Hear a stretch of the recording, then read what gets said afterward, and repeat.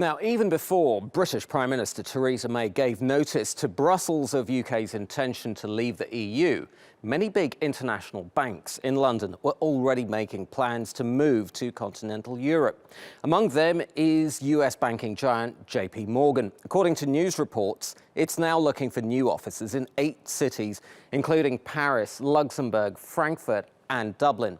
It employs 16,000 people in the UK. Its CEO, Jamie Dimon, has warned that up to 4,000 of them could be moved out. And JP Morgan is not alone. Goldman Sachs, Morgan Stanley and Nomura have all told their UK staff in the last few days that Brexit could mean some disruptions as they prepare for possible moves. In London alone, Goldman Sachs employs 5,500 people. Morgan Stanley has 5,000 and Nomura 2,600. Meanwhile, one of London's most famous institutions, the global insurance marketplace, Lloyd's, has chosen Brussels as its new European base. It rejected other capitals like Luxembourg and Dublin. Its CEO, Inga Beale, said it is important that we're able to provide the market and customers with an effective solution that means business can carry on without interruption when the UK leaves the EU. Let's get more on this now. And joining me from London is Chris Roebuck, a visiting professor of transformational leadership at the Cass Business School. Chris, thank you so much for joining us. Now, these banks and institutions have been quite careful to downplay the impact of their plans to move, but it is a significant loss of reputation for London, isn't it?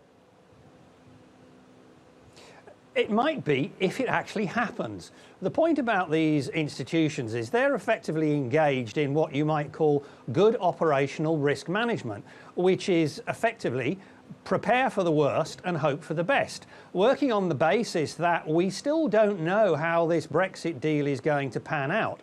If it goes badly and they want to continue to do business that brings them in money in the EU, they're not going to have enough time to set up the entities they need to have set up if they leave it till the last minute. So what they're doing is they're saying, look, we're going to prepare for a disastrous deal. If it turns out to be better, then fine, we won't move as many people as we thought. Risk management, indeed.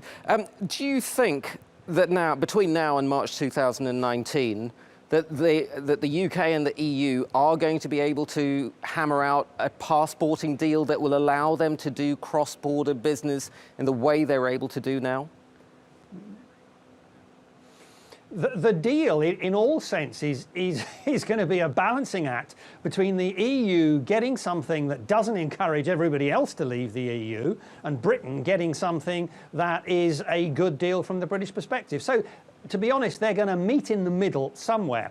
From the banks' perspectives and other financial institutions, the question is this. Look, we're doing business in the EU at the present moment in time. We wish to continue to do so. But also don't forget that that doesn't necessarily mean moving people. In terms of what the banks do, it depends where the legal entity is and where the deal goes through. So it might be possible to have just a few people in, for example, a Brussels office and maintain most of the staff back in London. The point is, moving large numbers of staff is expensive, and also in particular with your key staff, who maybe don't want to leave London because of family and other considerations. If you force people abroad, they might not go. They might go to a competitor somewhere else. Final quick question, Chris. Could any other European capital ever take the place of London, in your opinion? In terms of geographic position, maybe, but in terms of expertise, not only in financial services, but in the whole plethora of support activity, digital marketing, legal, consultancy, and all of those things. London has built up its preeminence over the last 50, 60 years. You cannot just replace that in a different location over 2 years. It's not possible. And also, to be blunt, what's the language of international business? It's English. Indeed. Chris Roebuck from the Cass Business School in London. Thank you so much for being on Money Talks.